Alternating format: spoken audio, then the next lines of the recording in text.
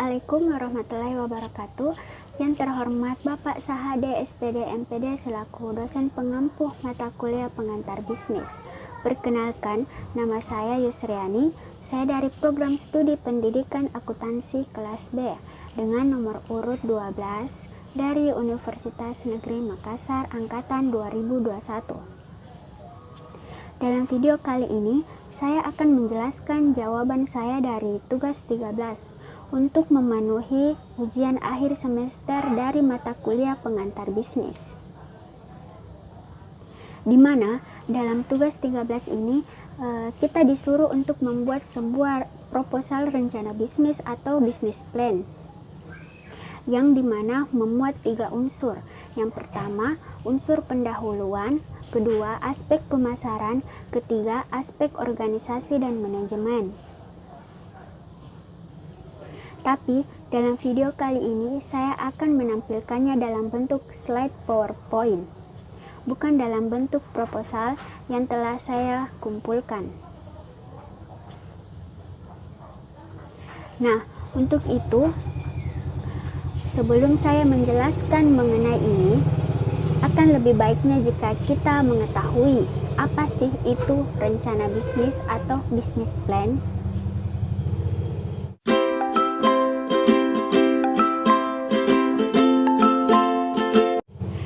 Rencana bisnis atau business plan merupakan sebuah pernyataan formal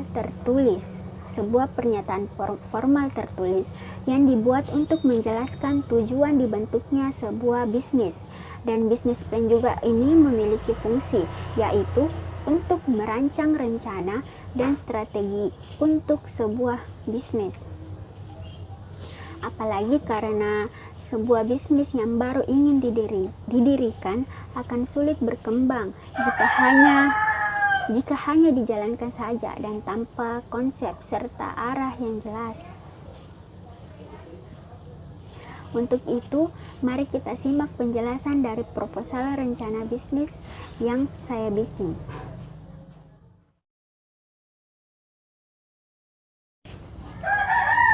Baik, di sini saya akan menjelaskan tentang proposal rencana bisnis atau business plan.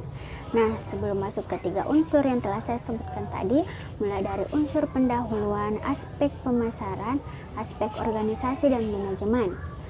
Nah, sebuah proposal bisnis ini harus memiliki cover depan atau sampul depan, yang dimana di situ ada gambar logo dari bisnis yang akan dijalankan, seperti yang ada pada tampilan.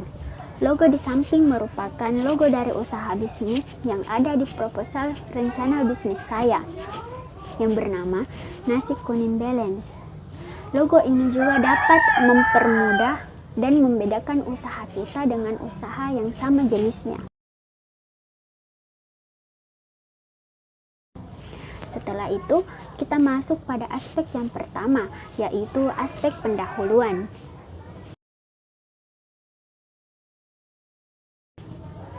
Pada aspek ini, pendahuluan ini pertama memuat tentang latar belakang usaha atau sejarah berdirinya usaha. Pada proposal rencana bisnis saya, latar belakang usahanya ialah nasi kuning merupakan makanan yang terbuat dari beras, yang dimasak bersama dengan kunyit, serta santan dan rempah-rempah.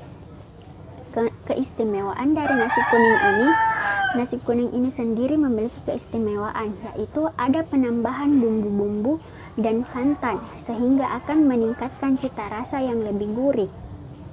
Kemudian, bisnis yang dikembangkan adalah usaha di bidang kuliner. Saya memilih usaha ini karena nasi kuning merupakan salah satu makanan yang sangat digemari serta harga yang dapat dicapai oleh semua kalangan masyarakat dan memiliki nilai kepuasan yang tinggi.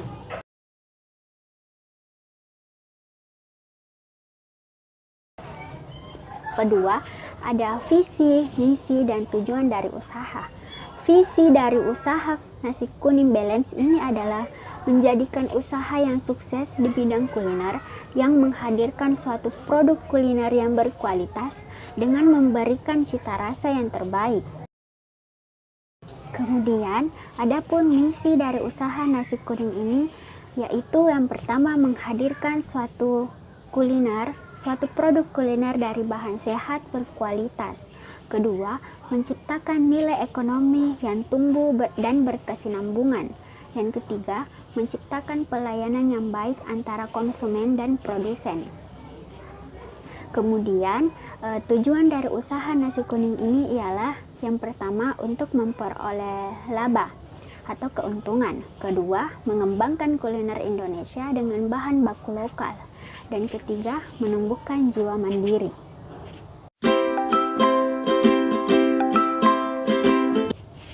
Selanjutnya, aspek yang kedua, yaitu aspek pemasaran.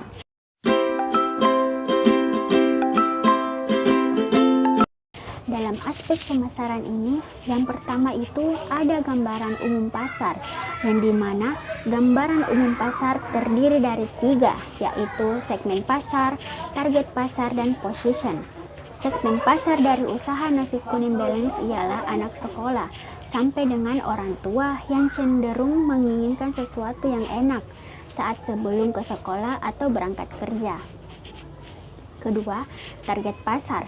Target pasar dari usaha ini ialah sasaran khusus yang diberikan bagi anak sekolah sampai dengan orang tua.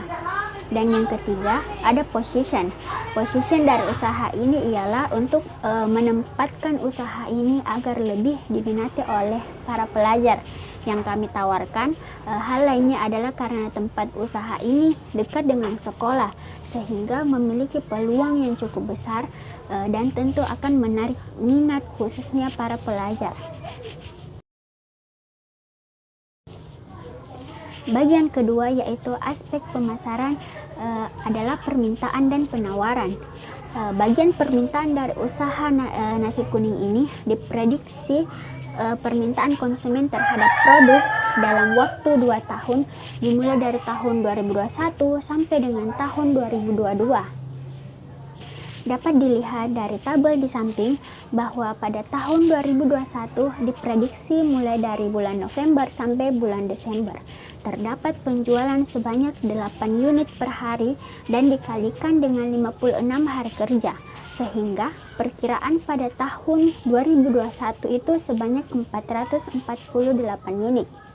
Kemudian di tahun 2022 diprediksi penjualan sebanyak 10 unit per hari dikalikan dengan 125 hari kerja, sehingga permintaan pada tahun 2022 itu sebanyak 1.250 unit. Kemudian pada bagian penawaran juga sama, diprediksi dalam 2 tahun. Nah, pada tahun 2021 itu diprediksi menyediakan persediaan sebanyak 9 unit per hari dikalikan dengan 58 hari kerja, sehingga perkiraan penawarannya di tahun 2021 itu sebanyak 522 unit. Kemudian di tahun 2022 itu ada 12 unit per hari dikalikan dengan 125 hari kerja, sehingga penawaran di tahun 2022 itu sebanyak 1.500 unit.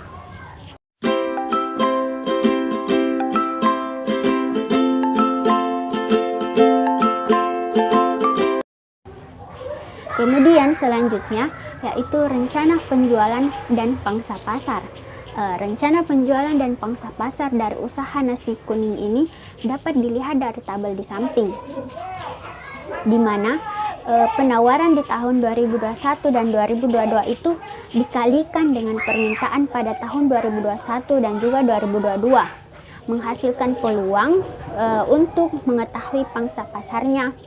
Rencana penjualan ini dikalikan dengan 100% dibagi dengan peluang, maka pangsa pasar dari usaha nasi kuning balance pada tahun 2021 itu sebanyak 655% dan di tahun 2022 sebanyak 550%. Bagian yang terakhir dari aspek pemasaran yaitu strategi pemasaran perusahaan dan pesaing, di mana strategi pemasaran perusahaan dilakukan berdasarkan analisa 7P dengan alat analisa SWOT.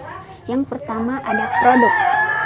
Produk berdasarkan nama dari tempat usaha yaitu nasi kuning balance, maka menu yang dijual adalah nasi kuning serta memiliki berbagai lauk pauk serta seperti tempe goreng, telur, dan ayam. Kedua, ada price atau harga. Usaha nasi kuning ini memberikan harga yang dapat dijangkau di semua kalangan masyarakat dan sesuai keinginan yang dibutuhkan. Kemudian ada juga potongan harga atau diskon yang dilakukan. Namun diskon yang diberikan lebih ke kerabat, keluarga, atau kenalan.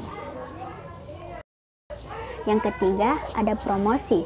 Usaha nasi kuning balance ini hanya melakukan promosi dengan melalui konsumen langsung datang ke tempat penjualan nasi kuning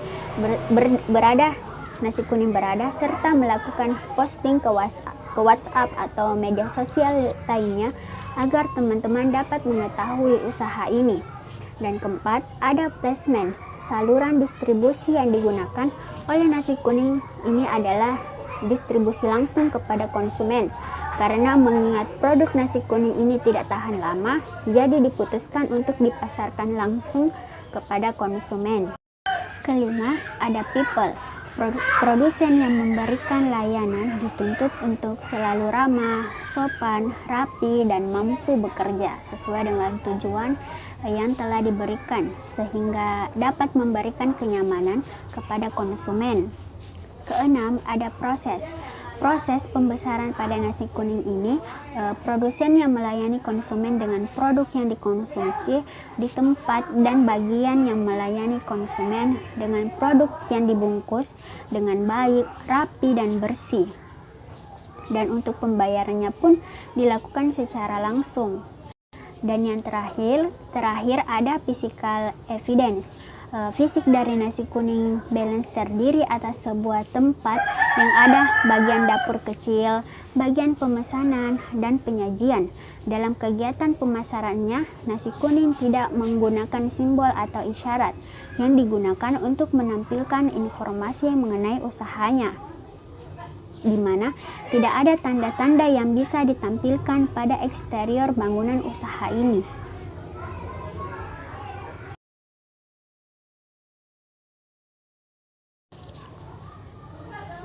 Aspek yang ketiga ialah aspek organisasi dan manajemen.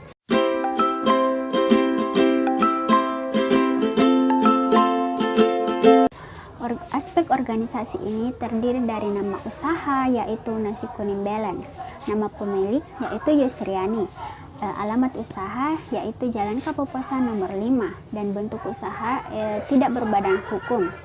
Dan struktur organisasi dari usaha Nasi Kuning Balance dapat dilihat dari tampilan di samping.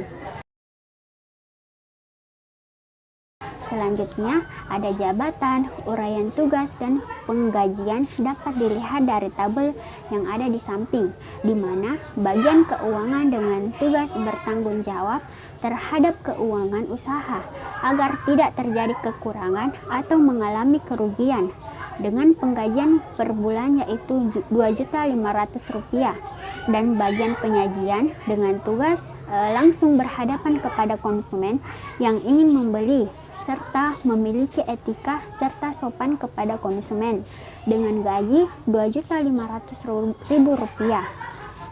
Kemudian ada perizinan.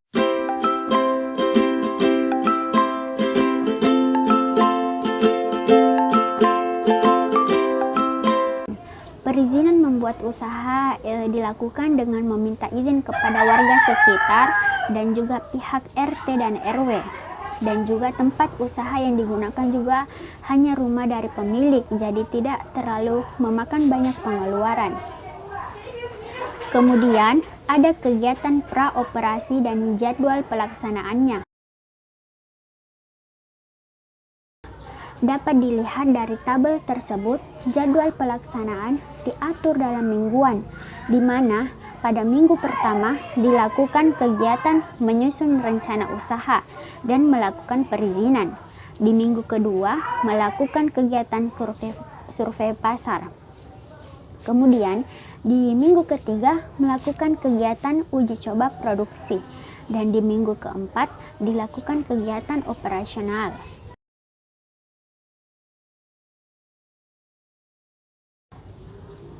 di bagian yang terakhir, yaitu inventaris kantor dan supplier kantor. Inventaris kantor dari usaha nasi kuning itu barang yang umur produknya lebih dari 1 tahun, dan dapat dilihat dari tabel pertama. Ada 3 inventaris kantor: meja, kursi, ada kompor gas, dan juga peralatan masak, dengan total inventaris kantor Rp850.000. Di tabel kedua ada supplier kantor atau perlengkapan dari kalkulator dan juga alat tulis kantor, yang dimana total dari perlengkapan kantor yaitu Rp140.000.